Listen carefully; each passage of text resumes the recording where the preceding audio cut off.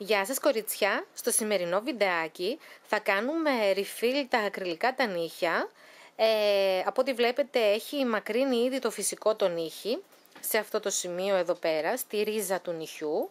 Και δεν μπορώ φυσικά να κάνω καινούριο χρώμα από πάνω, θα φαίνεται άσχημα.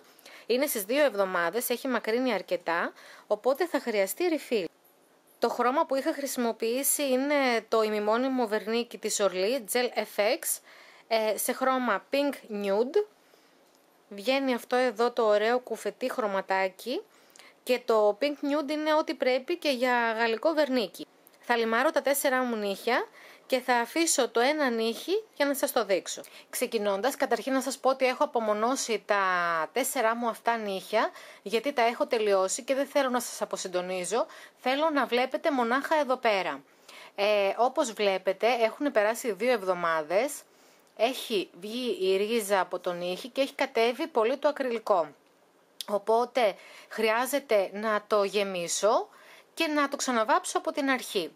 Αυτό που θα χρειαζόμαστε ένα πενσάκι και θα σμπρώξουμε όλο το επονύχιο προς τα πάνω για να μην αφήσουμε πετσάκια κολλημένα πάνω στο νύχι μας. Είναι ένας από τους βασικούς λόγους για τους οποίους φουσκώνουν τα νύχια τα χτιστά και μας τα πετάει κατευθείαν, μας τα φουσκώνει και μπορεί να υπάρξει και περίπτωση μολύνσεων, μούχλας ή οτιδήποτε. Θα χρειαστούμε μία λίμα 180 επί 100. Θα χρησιμοποιήσουμε πρώτα την πιο σκληρή της πλευρά για να πάρουμε, εγώ έχω χτιστό ακριλικό και έχω και ημιμόνιμο. Οπότε θα χρειαστεί να βγάλω το ημιμόνιμο από πάνω και να λιμάρω την ένωση εδώ πέρα, θα σας δείξω μετά.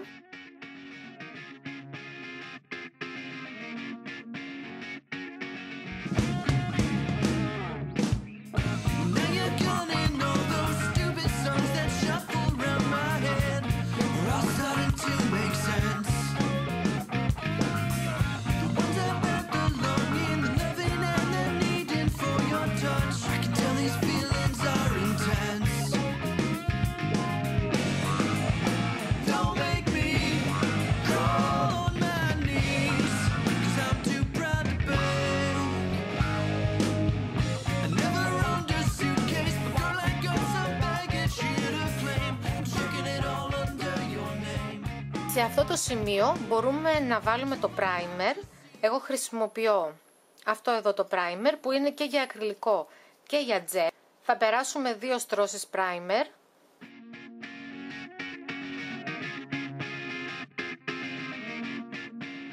Μας. Θα χρειαστούμε υγρό ακριλικό και σκόνη. Εγώ θα βάλω το σκούρο ροζ, είναι από την εταιρεία C&D. Οι σκόνες αυτές είναι πάρα πολύ καλές.